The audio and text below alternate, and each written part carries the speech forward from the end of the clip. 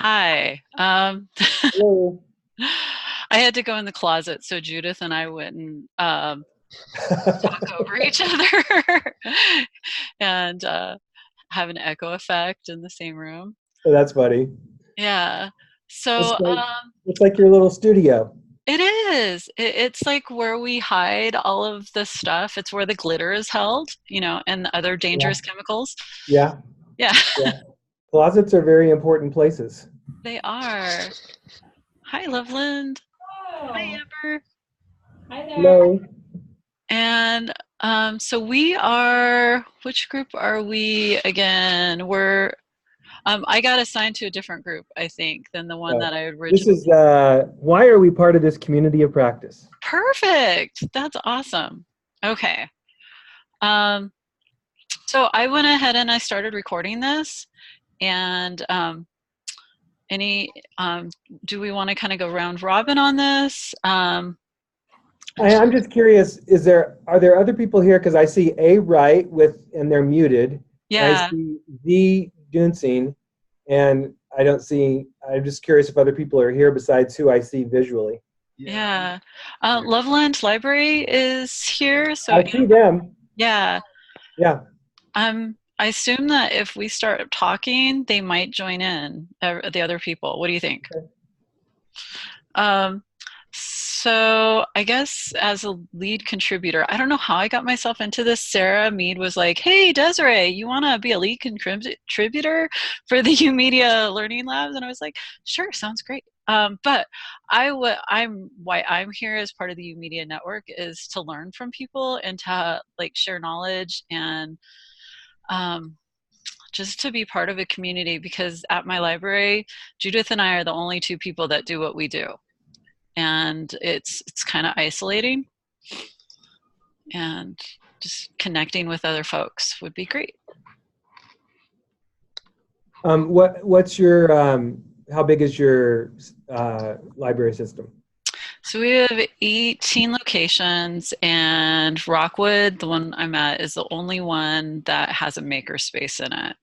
We're trying to push out more maker space ideas, more learning, connected learning, and projects like what we're doing here to the other branches, but we've had this management failure. Um, so we had, well, Lindsay, I don't know if you remember Lindsay Runyon from before. She was our creative spaces coordinator, and then she left about a year and a half ago. And we hired somebody temporarily about 6 months ago who's leaving us. Today's her last day, actually. Hmm. So that is all in question. We have no idea who our next managerial type person is going to be. Okay. Yeah. So, Jeremy, I'm going to let you go next. Why are you here? Um, well, in Chicago, since we were one of the locations to, really start YOUmedia, which I will mention, we're celebrating our 10th anniversary. We opened YOUmedia at Harold Washington Library in July of 2009. So this is our 10-year anniversary. We're really excited about that. And we're going to be doing some special celebrations, actually. But the community of practice for us has always been important in terms of sharing ideas, problem solving, finding inspiration, and we also kind of wear the mantle of being one of the. Have your attention, please. The library closes in 20 minutes. If you have books or other materials that need to be checked out. I don't know where that's coming from. Oh, I know where that was coming from. That was, well, I'm not sure if that was our library or somebody else's library. I'm saying, we get a lot of questions from, many different programs who are trying to start something similar. And so we really try to do our best to be very available so we can share our experience. So I think my team is hoping to be more involved in the community of practice going forward. because we've been in such an incredible building phase for the last 3 years that we've been stretched pretty thin, just focusing on our own world here. But we're doing our best to stay connected to other programs as well.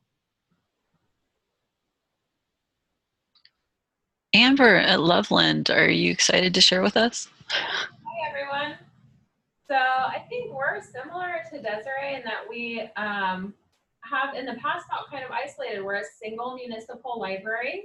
So we have our team space within this one downtown location.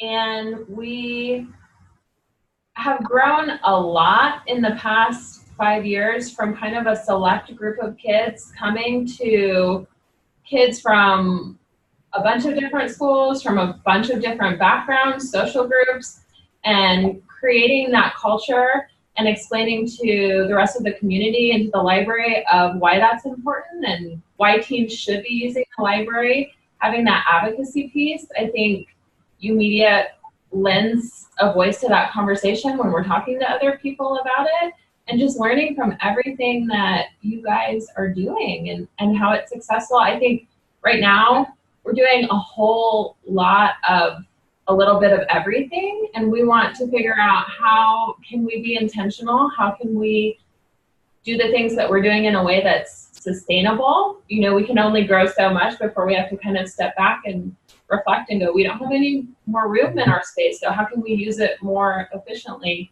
So answering those questions and really just listening. We have a lot of learning, I think, that we can do from everyone.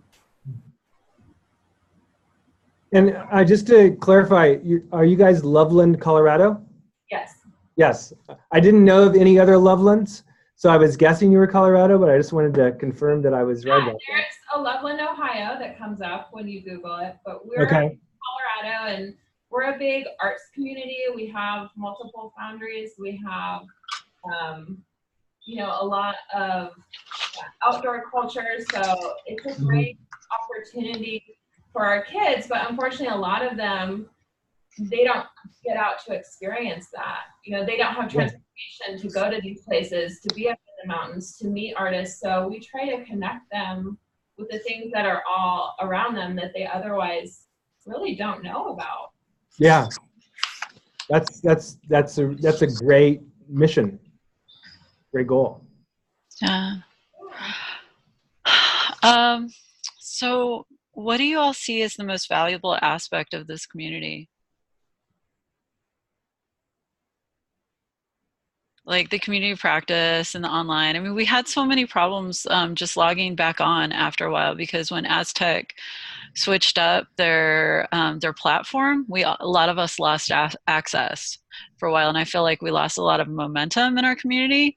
But I really missed it, and I'm wondering what y'all missed about it if you had a hard time getting in. Silence. Well, we're new, so I don't know. We don't know what we were missing, I guess. Yeah. Well, I would say that all of the members of the community, from my experience, represent such a depth and breadth of experience and expertise and passion that, that for me is reason enough for me to push my team to stay to stay involved in the community of practice. I think that so about 3 years ago we hosted a physical meetup here in Chicago for the community of practice. That was about a year before it was kind of making the segue that it made with MacArthur kind of stepping back. And we are hopeful of offering to do that again. So I was kind of interested, in fact, of taking a poll. Last time we did that, We hosted it right before ALA annual in Chicago, with the thought that many people might be coming to ALA annual, and so if they come a day early, we can have a meetup. And so ALA annual in Chicago is happening again in summer of 2020. And so we're interested in floating that idea out there. If, you know, would people come if we hosted a meetup the day before ALA starts in I think it's June of 2020. So I you know, I think the online board is you know, space is really important, but I also know that you know, it's uneven in terms of how many people actually spend time contributing. And I know Chicago wants to contribute more than we have been, because we do have a lot of program experience, and almost every question that comes up on the board we've dealt with in some way already, and have someone in our organization that can speak to it. Our challenge is budgeting and allocating the time to do that, because everybody in our organization is doing the same thing you guys are doing, and that is you're running programs for teens, and that keeps you really busy. So Yeah. So I mean, Loveland Library, you're part of ALA, and I assume Jeremy is. I'm not sure about All Right and our other guests that are there. They say they're with us, but they're perhaps silent partners in this. So maybe we'll just keep the conversation going. I think Z is having trouble with their mic, and so they've been posting some things online. Okay, I haven't been able to see that, so I'm glad that you can see it. I saw the yes, I'm with you, but that was, but yeah, I haven't been able to see that. So if you want to shout out what they're posting, that would be helpful. And A-Right posted too. I have to transfer back to my laptop, and we'll be able to make it to the breakout. Okay. Oh, maybe won't be able to make it to the breakout group. Yeah. Z is with Is Nick. Nick. Yeah. With Nick. Cool. I know Nick very well. We miss him greatly here in Chicago. I bet he's great. I met him a few years ago in Colorado at the resource gathering thing, the RDR, Resource Development workshop, and he's so wonderful and friendly. Yeah, I would love to meet with people face to face. It was so great getting to do the interview with Amber at Loveland Library. That I want to like do that with everybody. So did you travel out to Loveland? No, we did it. We did a Zoom call and we recorded it, and then we also posted a podcast. Okay. It feels like forever ago, but I think it was just in November, right? Yeah, it wasn't that long ago. Yeah. I'm sorry, I missed your podcast. I am really behind on reading and listening to content from the COP. What did you guys do a podcast on? We just talked about our space and what we're doing here in Loveland, how we have teams and leadership opportunities, our volunteer program, our partnership with the food bank. I can't remember, Desiree, I feel like. You talked about your passive programming and how that is outstripped your regular programming as far as engagement, and I really wanted to hear more about that, honestly. Yeah, it's taken over. We just find the demographic of kids that we're serving, they're not in sports, they're not doing the extracurricular activities after school, and that's kind of for a reason. They're not wanting another structured experience. They are a lot more open to learning if it's casual, if it's on their own terms. You know, they're able to see a peer that's interacting and then jump in. So we have looked at how we can expand that while also providing the opportunity for them to dive deeper into the content one-on-one with a staff member maybe at a later time. Because when we have 50 kids in the space and we're giving out snacks, we're answering the phone, and they're wanting to know more about a specific topic, it can be really challenging to provide that content. So we're trying to figure out how we can do a book a guide program with our staff members. And then we have a very large group of team volunteers. So looking at how we can turn them into guides. And we're going to be pushed back into the main section in 7 seconds. So thank you for sharing that, Amber. Yeah. We'll share. All right, I think we're all back. How did that feel? It went well. Can we have someone from each group share like a short summary of what you talked about? Sure. Starting with the group number one. Group number one. So we had what piece of advice would you give yourself or new learning labs about starting and maintaining a makerspace? So I heard a lot of people saying, if I could go back, here's what I would do. So letting grown-ups know what teens, like the emphasis on letting grown-ups know, like, here's what teens need, here are their needs, here are their wants, and really being firm about that. That came up a lot. Talked about we feel less alone. We talked about a lot of frustration when it comes to like, here's what we need as a creative space, and here's what we're being asked of from other people, and ways to get our teens from starting off with the Hangout in Homago and moving into other areas, messing around, geeking out, the difficulties of having librarians also be the experts, which is not always the case, and having experts who are able to take teens to that next level. We talked about our gamers and how lovely it is that they game, but how we can expose them to other different technologies that they can also take advantage of and use, but how to get them to just see it, to not just have the equipment there, but to have people use it so that they can see what it's about, to help guide them in it.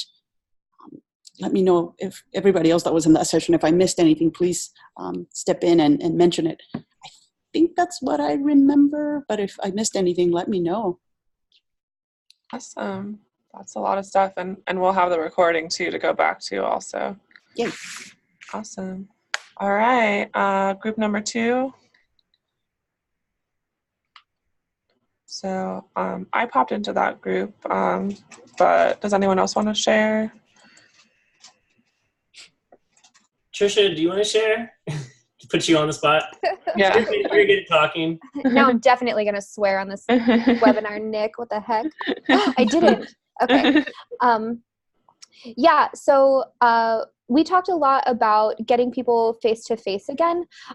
We talked a little bit about structuring, like doing a survey to figure out where people are consistently going, which conferences people are consistently attending, and then saying for sure that we will have a couple of people the day before that conference starts each year available so that new COP members can go to that conference and meet people face-to-face. So like a kind of smushed down version of the retreats. We also talked about encouraging that by making it a recommendation when a new site comes on board that those staff members be encouraged or supported to attend those specific conferences. So like picking 2 or 3 every year that we can consistently structure around. We also talked a lot about we talked a little bit at the end about regional meetups and how to move that forward. Hillary and I are going to meet offline. Nick said he's working on it in the South. So I think with a little bit of focused effort in a couple of different areas, we can see people meeting up in person more often. And then I think third thing we talked about, which took up a lot of the time because it's an awesome idea, is creating a directory so that people have an idea of who else is doing this work across the country, what their specialties are, what they're interested in, where they're at. And then can feel a little bit more able to access the information and skills that those people have for their own learning. End scene. Did I do it? Are we good? Perfect. Yeah. Thanks, Trisha. Thanks, Trisha, and you didn't swear. Thank you. My teammate Nigel is in the room, and he also just applauded that. So you're all welcome. I'm doing great these days. All righty. Let's move right along. So for why you're part of this community of practice and what parts are most valuable to you? Well, it seemed that why we're all a part of it, or the small group we had, was to share information and to not feel so isolated, because in our systems a lot, we're some of the few people that are doing what we do. And so in our own systems, we're sort of separate from the group, sort of like some of the teen librarians are, you're maybe the only teen library in the whole branch, or in an area. And part of and just sharing the information with each other and getting information from other people, and like really just being a part of a community was part of what was valuable to us. And Jeremy did bring up ALA in 2020 in June. Is that in Chicago, Jeremy? Do you want to pop in on this one? Yes, I would like to, because I probably should have joined group number 2. I didn't realize, because what I started talking about. I was talking about how one of the things that I valued of being, in the community of practice is the face-to-face meetups that in different formats, and that Chicago Public Library hosted one about 3 years ago, the day before ALA started in Chicago, and we're actually very interested in hosting another one. I don't know how many people might come to ALA in the summer of 2020, but if there's a critical mass, we've got space that's downtown that we don't have to pay for to host a conference. And we have a team that would be very excited to put together a program with others for a face-to-face meetup. So that's what I was dreaming about. Cool. Yeah, that sounds like this meetup idea sounds very intriguing. In-person IRL. Okay, so we only have 2 minutes until 11, so I want to make sure we're respecting everyone's time. Before we leave, can you all bring sleeping bags? Oh my gosh, yeah, we can just sleep at YOUmedia Chicago. Perfect. All of us. Could everyone just write in the chat one thing that you'd be interested in learning or talking about at a future hangout? We're planning to have them about quarterly, so look for one this summer. So before you skedaddle, just write one thing. And it can be very broad. History. I want to thank everyone for joining us today and being here. Despite all of the time confusion, I really appreciate that you all showed up. Mm-hmm. Yeah, thank you all so much for taking the time. And we could also unmute and and say bye to everyone. That could be fun. Let me see if I can unmute everyone.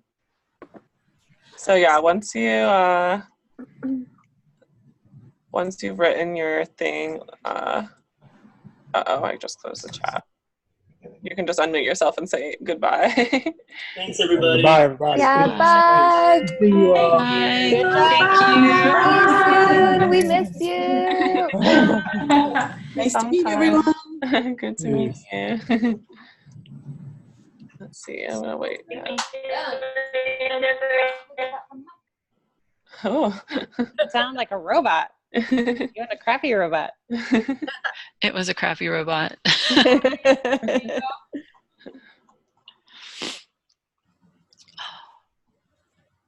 So I'm All gonna right. hang on just so we can. I'll wait till the last person leaves, and then I'll copy the chat and send you guys the video also. Thank Sounds you. good.